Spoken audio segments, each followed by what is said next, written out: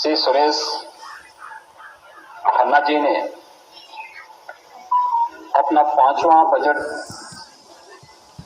आज उत्तर प्रदेश विधानसभा में प्रस्तुत किया। जैसा कि आप सब जानते हैं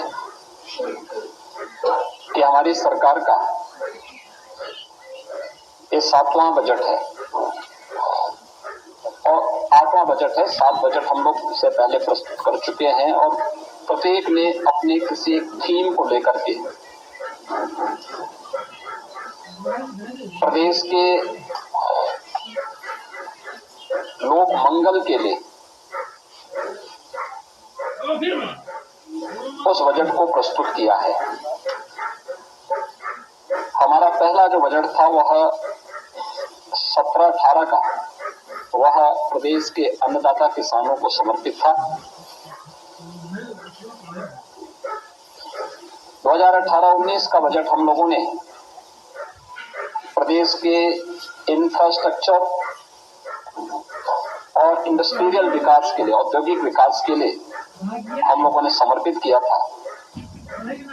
2019-20 का हमारा प्रदेश का बजट मातृशक्ति को समर्पित करते हुए, मिशन शक्ति के अभियान को आगे बढ़ाते हुए महिला सशक्तिकरण के लिए हम लोगों ने समर्पित किया था। 2020-21 का बजट प्रदेश के युवा ऊर्जा को समर्पित था।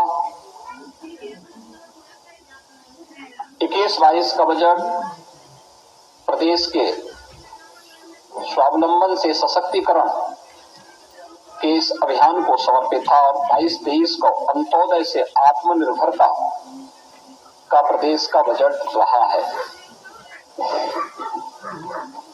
वर्ष 23-24 का बजट हमारी सरकार ने त्वरित एवं सर्वसमावेशी विकास के लिए समर्पित किया। तो आज का जो बजट है, जो हमारे वित्त मंत्री जी ने प्रस्तुत किया है, वह बजट प्रभु श्री राम को समर्पित करते हुए लोक मंगल की उन भावनाओं को समर्पित किया कि यही महा आदि मध्य अवसाना प्रभु प्रतिपाद्य राम भगवाना। तुलसीदास जी के इन शब्दों में कि बजट की शुरुआत में, बजट के मध्य में और अंत में भी प्रभु श्री राम हैं।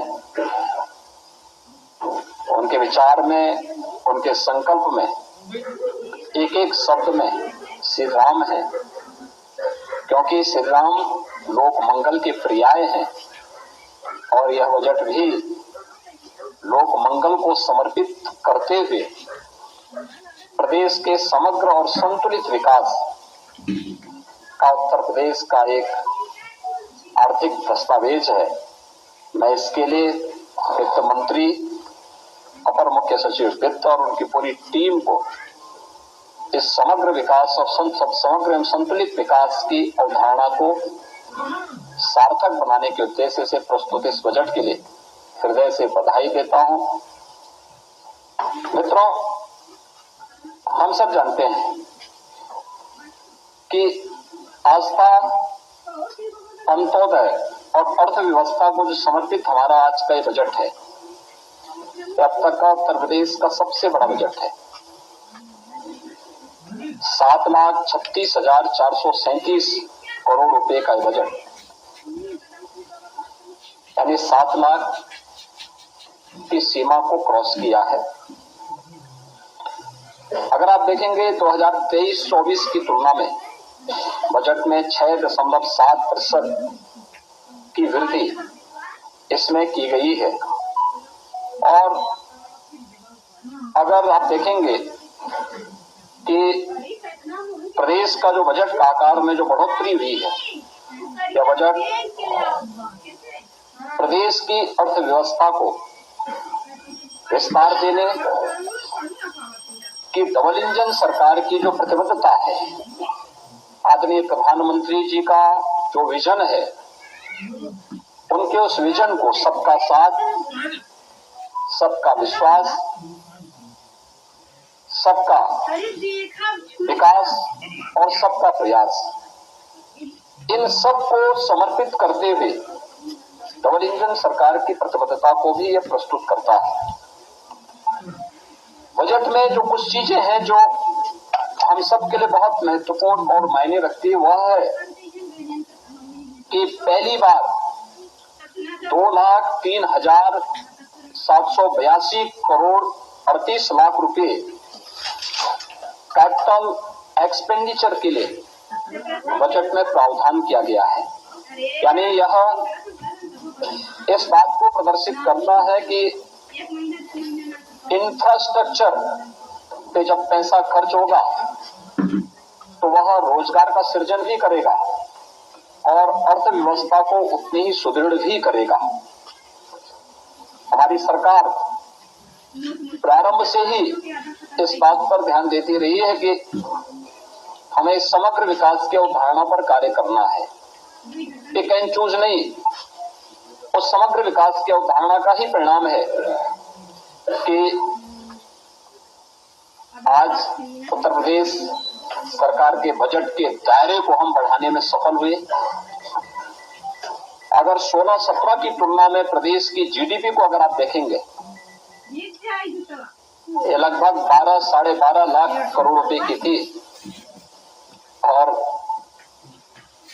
अब उत्तर प्रदेश की जो हम लोग 24-25 में जीडीपी की बात करेंगे, वह 25 लाख करोड़ रुपए, यानी लगभग दुगनी से अधिक वह उत्तर प्रदेश की जीडीपी को बढ़ाने में सफल होगी।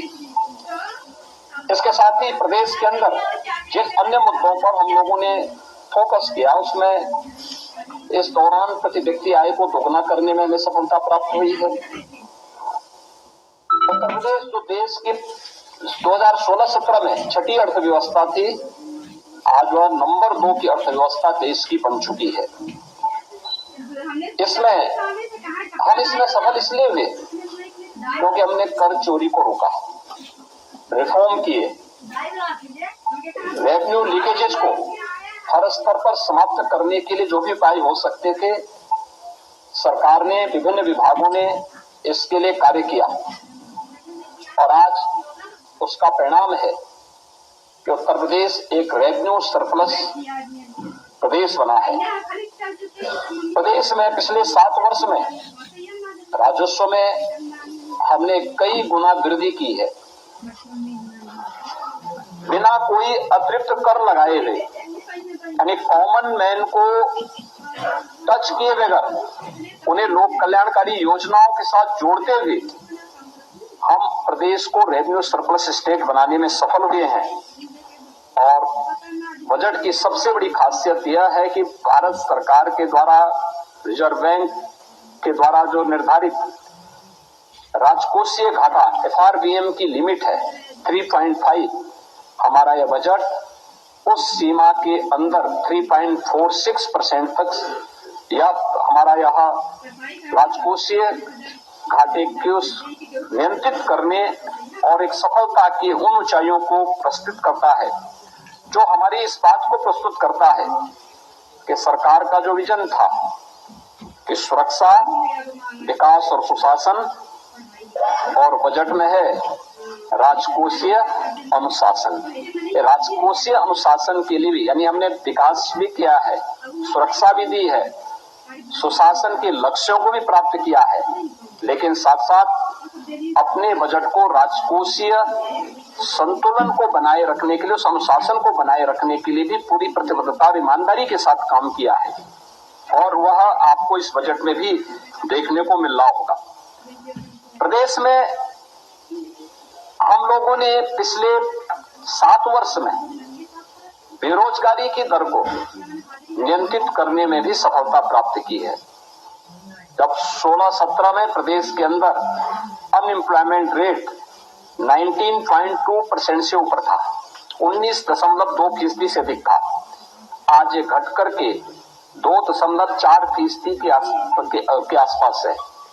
यानी हम उसको नियंत्रित करने में हमें सफलता प्राप्त की है। हमने रोजगार के नए अवसर सृजित किए हैं, प्रदेश में औद्योगिक निवेश के नए वातावरण का सृजन किया है। एमएसएमई यूनिट्स को पुनर्जीवित किया है। एक जनपद एक उत्पाद और विश्वकर्मा श्रम सम्मान जैसी योजनाओं ने उत्तर प्रदेश को राष्ट्रीय फलक पर एक नई पहचान भी दिलाई है। और उत्तर प्रदेश में जो बैंकों के साथ ऋण जमा अनुपात सीडी रेशो जो यूपी का था जो 44% था, आज वह बढ़कर के 57% से अधिक हो चुका है। ये चीजें दिखाती हैं कि उत्तर प्रदेश इस दिशा में बेहतर कार्य कर रहा है। प्रदेश में गरीब कल्याण, महिला सशक्तिकरण, युवाओं के उज्जवल भविष्य और अन्नदाता किसानों की समृद्धि पर हम लोगों ने निरंतर फोकस किया है। ये सभी सेक्टर हैं जिन पर लगातार हम लोग कार्य कर रहे हैं। और इस बजट में कुछ चीजें जो बहुत महत्वपूर्ण हैं उनमें से कि 24,863 करोड़ 57 लाख रुपए की नई परियोजनाएं भी हम आज इसके साथ जो इस बजट के साथ जोड़ रहे हैं। युवाओं के लिए मुख्यमंत्री युवा उद्यमी विकास अभियान एक नई योजना हम प्रारंभ करने जा रहे हैं। इसमें अपने प्रदेश के युवाओं को स्वरोजगार से जोड़ने के लिए नए सूक्ष्म उद्यमों की स्थापना के लिए ग्रामीण और शहरी क्षेत्र में रोजगार सृजित करने के उद्देश्य से एक नई पहल की जा रही है, जिसमें ब्याज मुक्त ऋण की सुविधा उन नए उद्यमियों को प्रदेश के अंदर सरकार उपलब्ध करवाएगी। ये सीमा हम 5 लाख रुपए तक की ब्याज 5 लाख रुपए तक की पूंजी पर करने जा रहे हैं। उसमें ब्याज मुक्त ऋण हम उन्हें उपलब्ध करवाने की व्यवस्था करने जा रहे हैं। दूसरा, प्रदेश में रोजगार प्रोत्साहन कोष के गठन की कार्रवाई, जिसमें ट्रेनिंग, इंटर्नशिप और अप्रेंटिसशिप की स्कीम को वित्त पोषण की कार्रवाई के साथ हम इसके साथ जोड़ेंगे। राष्ट्रीय फैशन टेक्नोलॉजी संस्थान की स्थापना यह वाराणसी में करने और 2 मेगा राजकीय ITI की स्थापना और 69 ITI के उन्नयन का प्रस्ताव भी हम लोगों ने इसके साथ जोड़ा है।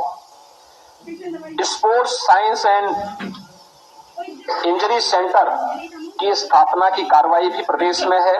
वरिष्ठ नागरिक कल्याण कोष की स्थापना और आंगनबाड़ी के उन्नयन की, जो लगभग 22,000 से अधिक आंगनबाड़ी है और आंगनबाड़ी केंद्र, मिनी आंगनबाड़ी केंद्र है, उनको मुख्य आंगनबाड़ी केंद्र के रूप में अपग्रेड करने की कार्रवाई को हमने आगे बढ़ाया है। प्रदेश में बुंदेलखंड औद्योगिक विकास प्राधिकरण के गठन की कार्रवाई को युद्ध स्तर पर आगे बढ़ाने के लिए भी प्रावधान किया गया है, जो लगभग